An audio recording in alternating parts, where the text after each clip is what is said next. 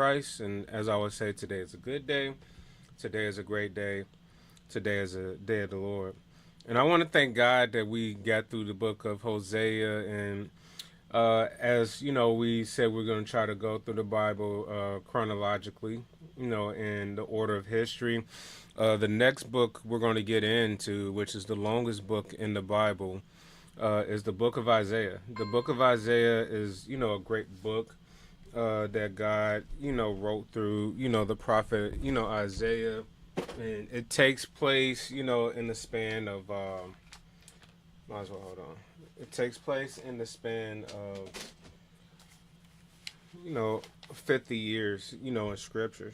And when we look at Isaiah's, history, and I have a little note, his time of prophesying happened between the years of 740 BC through 680 BC.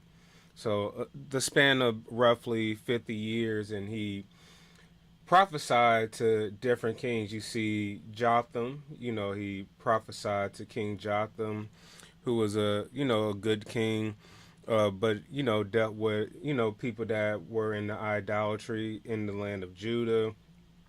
You have Azariah, as well. You have Ahaz, the wicked king that refused the calling of God.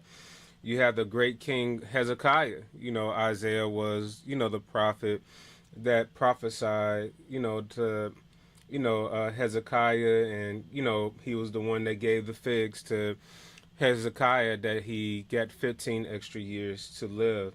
And finally, it speaks of Christ.